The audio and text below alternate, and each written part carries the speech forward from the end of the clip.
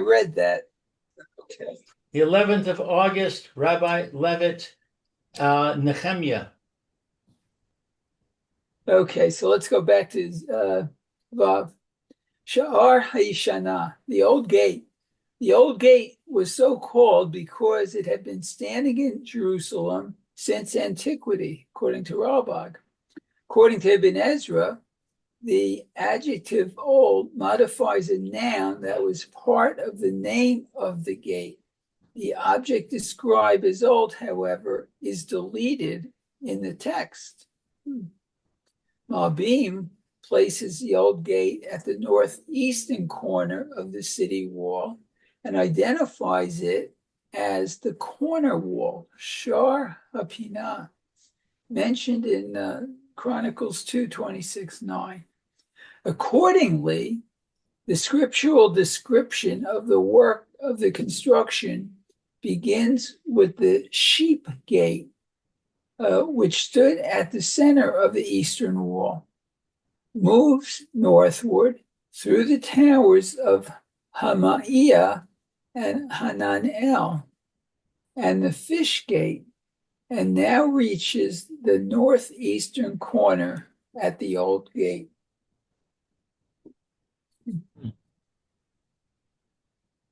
Okay. They don't have an illustration over here, but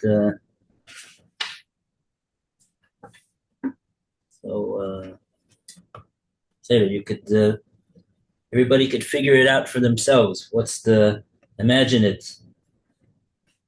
The gate that we were talking about in the previous psukim, and now we're talking about something called the Shar Hayeshana. Before we were talking about Shar Hatzon, the sheep gate. Now we're talking about Shar Hayeshana.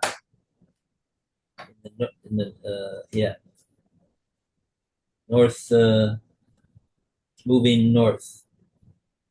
East wall's moving north. Okay. Pasuk Zion, Phil.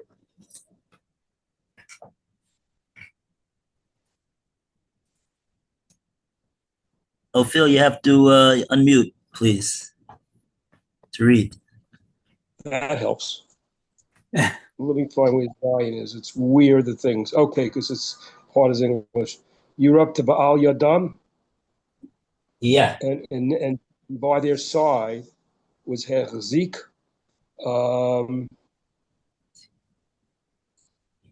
Was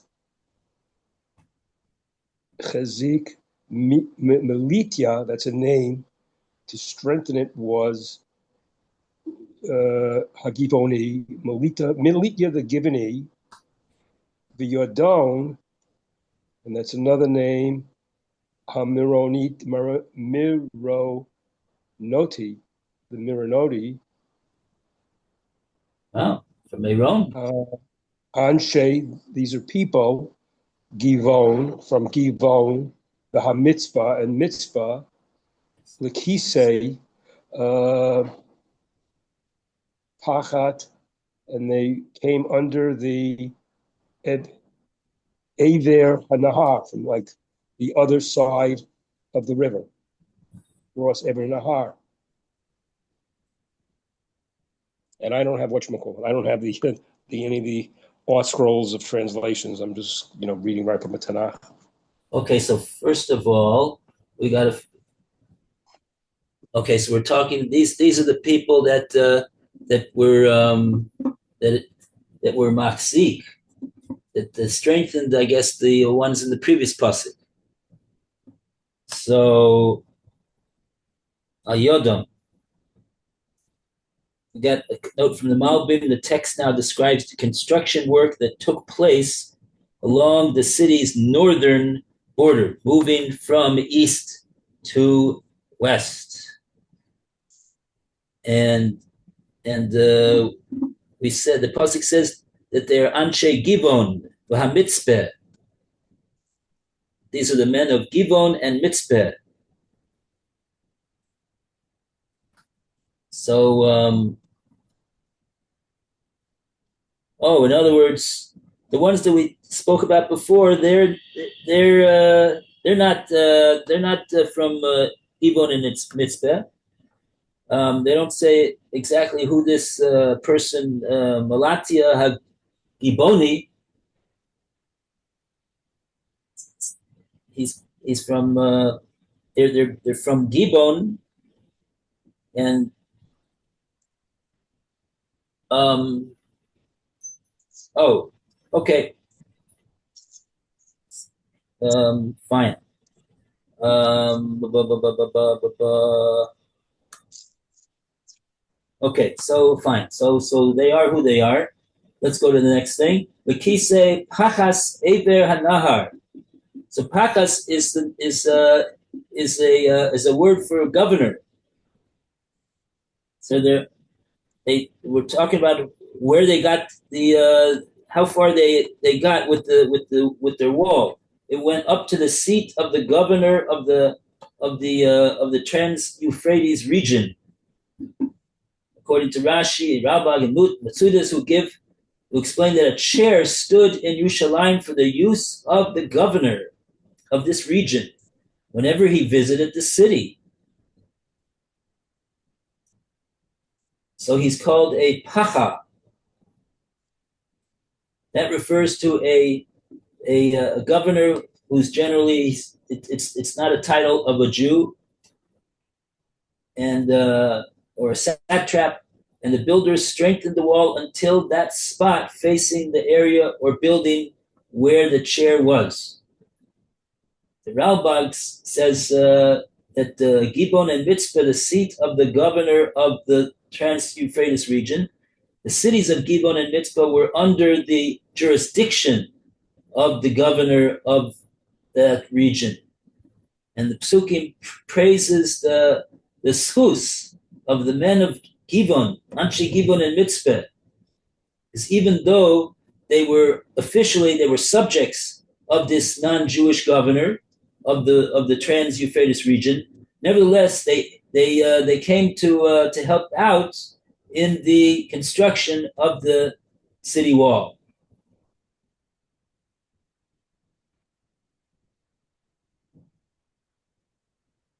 Because the wall is for the sake of the Jews, so Yisrael. So they're doing something that's specifically Jewish, as opposed to being a subject of the non-Jewish governor. I suppose that's their praise.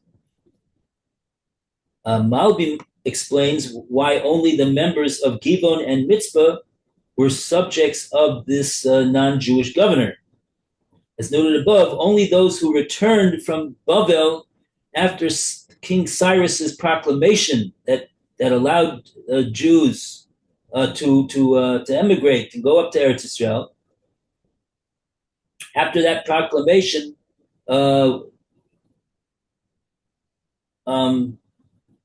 let's try it again. Let's just try to read it. It's a kind of a long sentence. As noted above, only those who returned from Bavel after King Cyrus's proclamation were placed under the jurisdiction of Jewish governors. Those who dwelt in Eretz Yisrael before Cyrus's time, however, they remained under the rule of the non-Jewish governor, who was appointed by the king, whichever king that was. I don't say. Maybe it was Cyrus himself.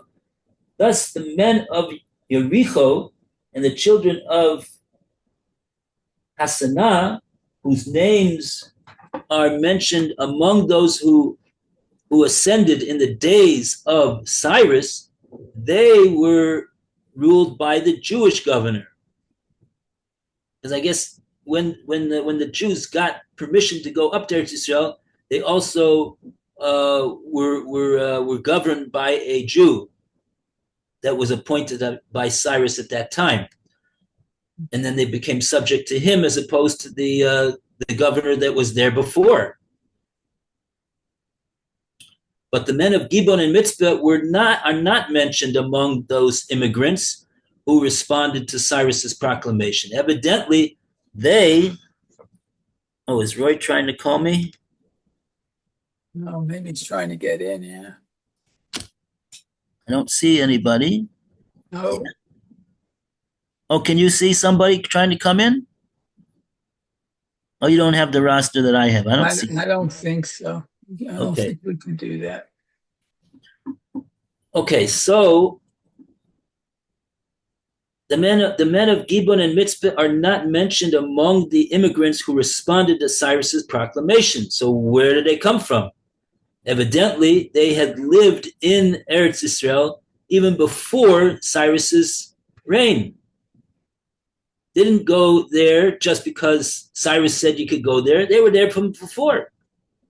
So therefore, they were governed by this pacha of the Trans-Euphrates region, and also the Tekoim were mentioned before. They also are not listed among Cyrus's returnees. So they were also under the rule of the Trans-Euphrates region satrap. Okay.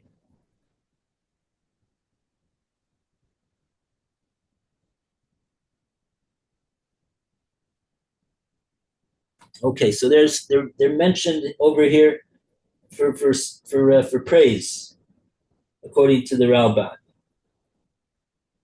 Okay, fine. That takes care of Pasuk Zayin. Let's go to Pasuk Ches. And we go to Lou.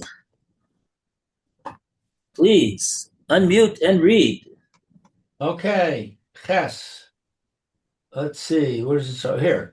Al Yado Hechezik Uziel ben Charhaya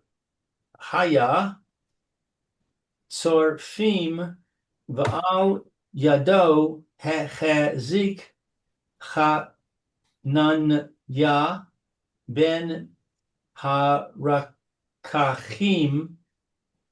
Vayazvu Yerushalayim ad hachomer har chava. Okay, so the translation: next to him, Uziel, son of Harhaya of the goldsmiths, reinforced. Next to him, Hananiah, son of the perfumers, reinforced. They fortified Yerushalayim up to the broad wall. Let's see, the commentaries, goldsmiths. The family was called by the name Zorfim because it was their occupation, according to Rashi. Literally, they purified gold and silver, according to Mitsudos. They fortified Yerushalayim. They filled the spaces between the beams with earth in order to strengthen the wall. Rashi and Ibn Ezra and Mitsudos. Mitsudos explains that this interpretation is based on the term ma'aziva, used in the Mishnah in Bava Metzia, in reference to the cement used to cover the beams of a ceiling. Up to the broad wall, Marbim notes that the gate of Ephraim stood between the area of the wall known as the broad wall and the old gate. However, scripture here mentions the old gate and then the broad wall with no reference to the intervening gate of Ephraim. Evidently, Malbim reasons the gate of Ephraim was not in need of major repair and is therefore not mentioned specifically in our chapter's record of the reconstruction of the wall. In addition, Malbim notes that the gate of Ephraim was followed by the corner gate, as recorded in Chronicles, and he, Joash, king of Israel, made a breach in the wall of Jerusalem from the Ephraim gate to the corner gate, a distance of 400 cubits. Yet Nehemia records that the gate of Ephraim was followed by the old gate and does not mention the corner gate at all. This indicates Malbim continues that the old gate mentioned in Nehemia was actually the corner gate of Chronicles, so called because it stood at the northeastern corner of the Yerushalayim wall. Finally, Malbim explains why it was necessary at this point to strengthen the wall with earth. After recording the repair of the old gate at the northeastern corner, the text describes the construction along the northern border of the city, traveling from east to west. Unlike the other sides of Yerushalayim, which were surrounded by mountains and their valleys, the northern area faced a level plain. Hence, it was necessary to strengthen the wall with earth to provide additional protection until the broad wall, where the breadth of the wall itself was sufficient. Okay, excellent.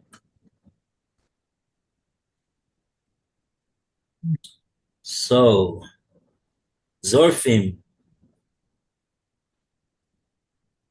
Yeah, it's in English they use a Z, but actually in Lashon HaKodesh it's with a tzadi.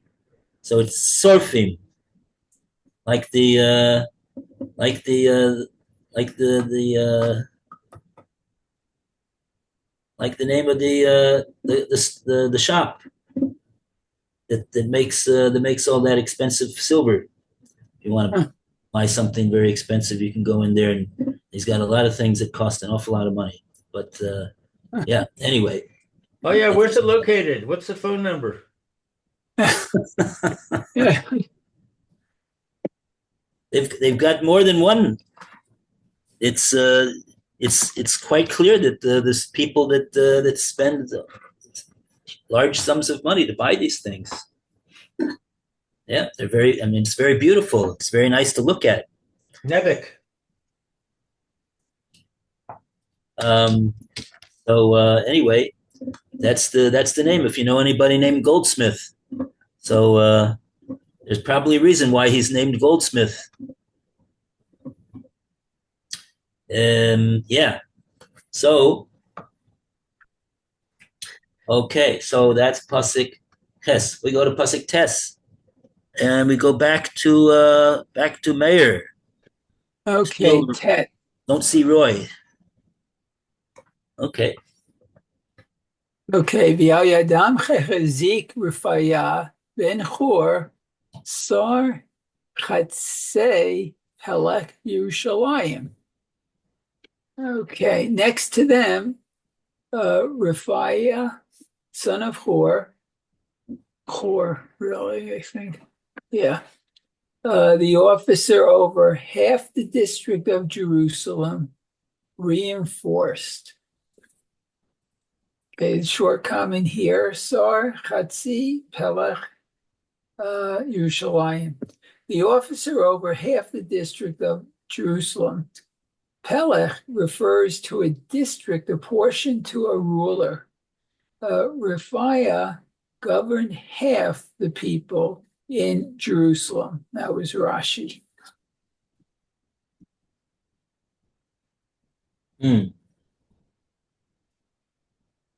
Okay, Ben Hur. Sal ben Uri ben Hur. It's a famous name back in the days of the Chumash. See somebody that his father's is that same name. Okay. All right, next Pasuk Yud. Who's next, Phil? Yud. Let me see Yes. which is Yud now. Yal Yadam. You know, but Al Yadam's by their side. I got to find it. This is, wait a second, there's so many Al Yadams. Al Yadam was Chazik was them. And here's the name again. Yedadya ben Charumev. That was the bad. The Negen opposite Beito, his house.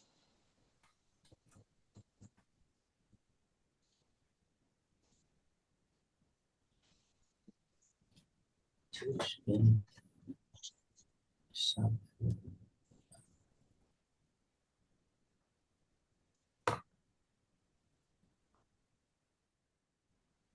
Finish the pasuk? Yeah. Okay. I'll just read the translation that they have over here for that pasuk that you read, pasuk Yud. Pasuk Yud. So Al Yadam, next to them, Neged Beso, opposite his house, was this person named Hidayah ben, interesting name. He Zeke, he reinforced, and is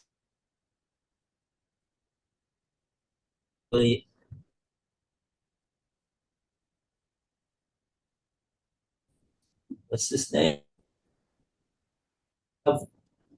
Achshav.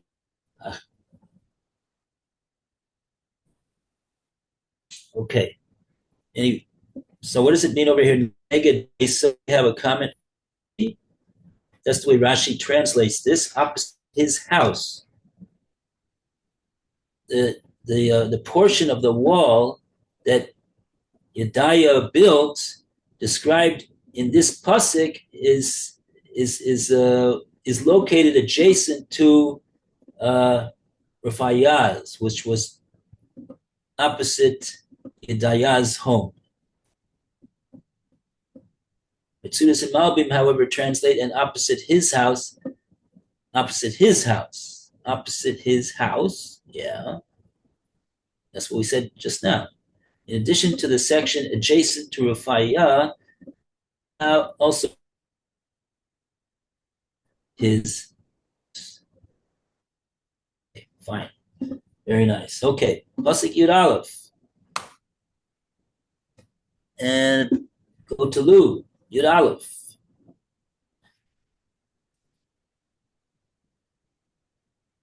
Sorry, Yud Aleph. Yud Aleph.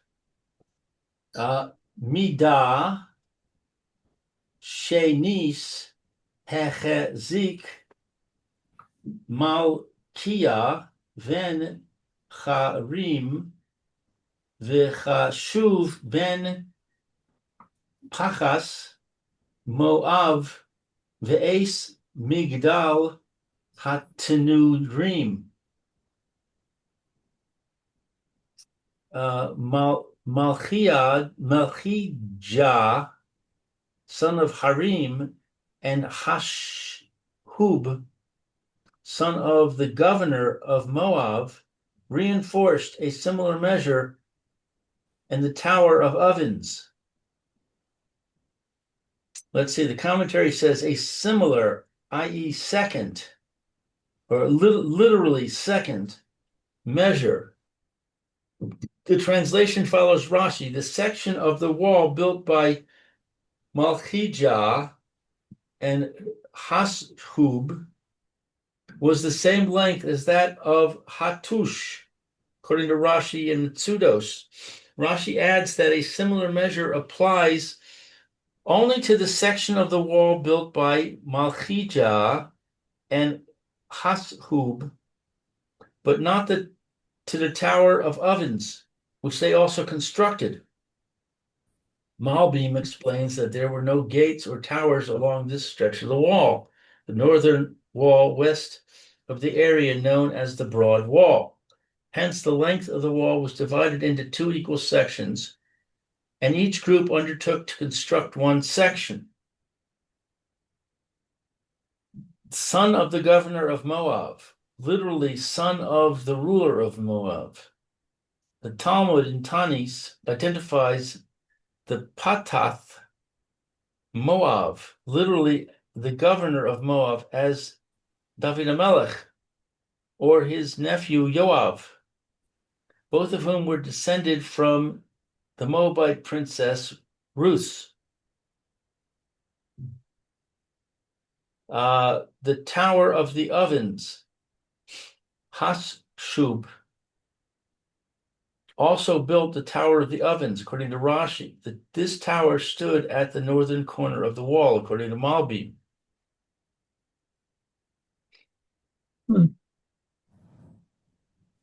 Okay, I'm back.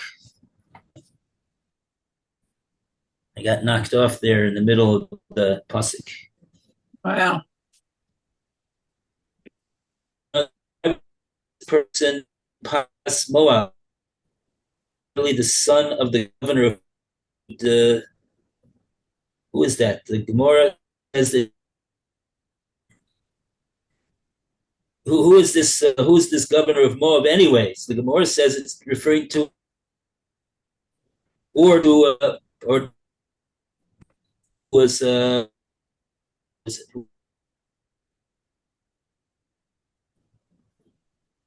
addition to him being, I think he was the.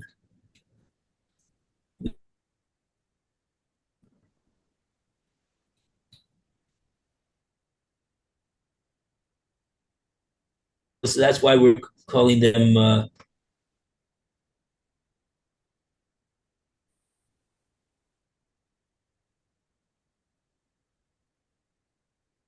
He's in the line of the kings of Yehuda.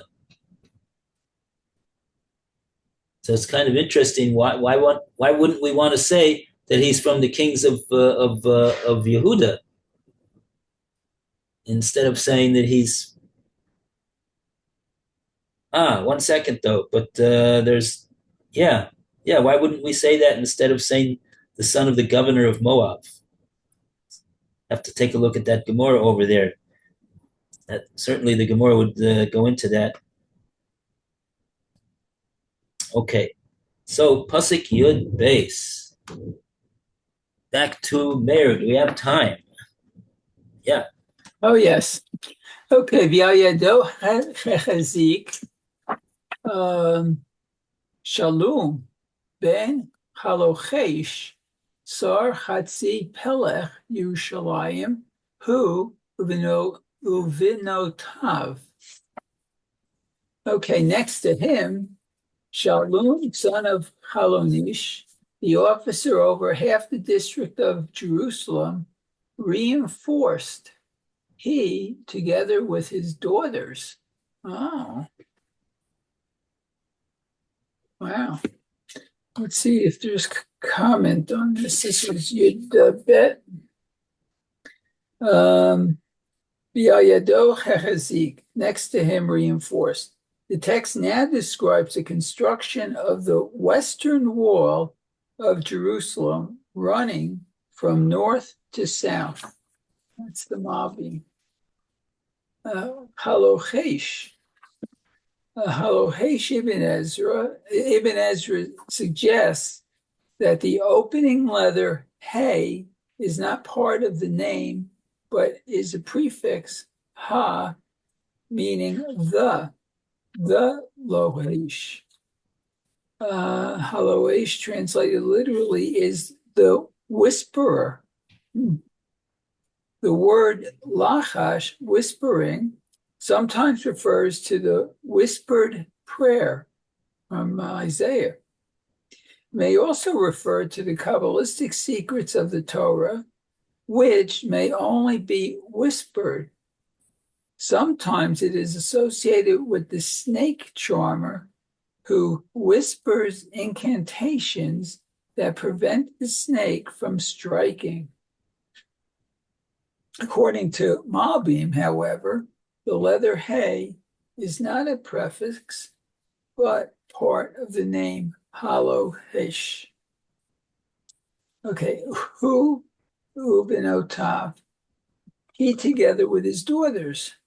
The translation follows Ralbag and Mitsudo, who comment that Shalom's daughters aided him in the work of construction. Ralbag presents an alternative translation, rendering Hu Ubinotav as with its nearby towns. The reference is to the district of Jerusalem and the surrounding smaller towns, of which Shalom was the governor. And see numbers, okay, for similar usage, and all its suburbs, Rashi. Mm. I think Oh, so what's that? Rabag's interpretation sounds more plausible, I think, where they got people from the neighboring towns to help. It's hard to believe that daughters would help in the building of walls. Yeah, interesting.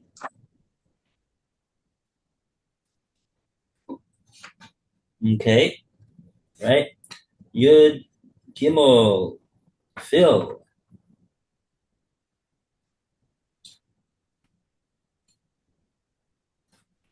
Yud Gimel. Let's see where the Yud Gimel is. These are very hard to Yud find. Gimel Ace Shar Hagai. Ace Shar Hagai.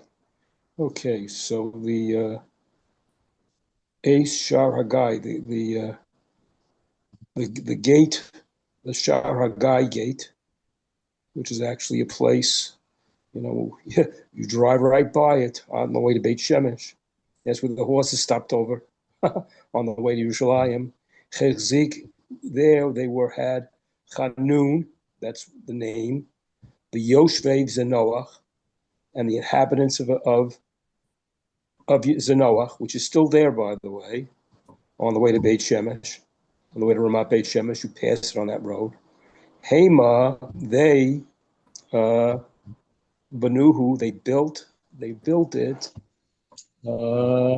V'yamidu, the pillars, the doors, the minulav and its locks, ubrecha and its bolts, the elef ama and 1,000 amas it was, bechoma in the wall, ad shar ashbot until the shar ashbot, which really exists in the old city, all these places. So I've been in every one of these places. Haven't met Chanun, not in my generation, but I've been there. Drive by them all the time. Okay, good. So Shar Hagai, translate here as the gate of the valley. Well, that's what a guy is. A guy is a valley. Gate so leading to the valley of Ben Hinnom. That's the name of the valley. The name of the valley is Ben Hinnom, and the guy is the valley, the gate of the valley. The gate Ben Hinnom is to the other side of the East City. It's where the string bridge is, and it goes over, and it's right across Shar Tzion and not far from Shar Ashba. It is really near by the old city. Hema u Banuhu. Hema Banuhu. They were the ones that built this. Reinforcing the gate was not sufficient, so they wasn't enough to be machzik, but so the pasuk uses the word Banuhu. They built it, meaning they rebuilt it completely. So that was a big malacha that they did over here. And it wasn't a small amount of area that they had to do this. Elef Amma, B'choima, along with 1,000 cubits of the wall. So in addition to the Shar Hagai, they built 1,000 cubits of the wall. Rebuilt it completely. I guess that means like from scratch. So this was from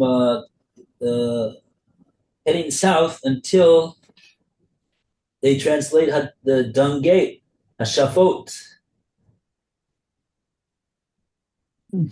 Interesting, because we say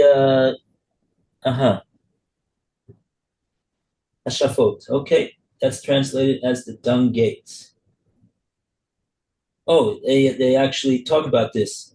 Ad Shar Hashafot, up to the dung gate. They built up to, but not including the dung gate, which was built by somebody else. Al Khiyah, says Rashi. Yeah, that's Shar Ashbot. What? It's called Shar Ashbot. This is the next comment, actually. This next comment over here we have.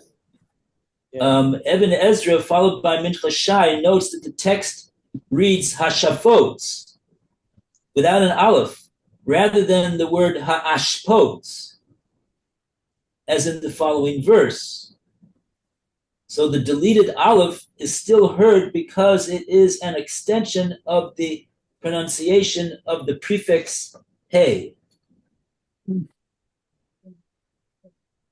Oh, in the very next verse, we're gonna spell it out completely. Shar ha'ashpot. Okay. You have time for that? No. All right. So we got up to Yud Daled. Okay, very good. Okay, Yashikoyach, everyone. Thank you, Rabbi. Yeah. Yeah. Well, Okay. Have a great day. See you Everyone tomorrow. should have a good day. take care. All the best. Mayor. See you, Phil. Okay. Be well. Cat. Bye, Mayor.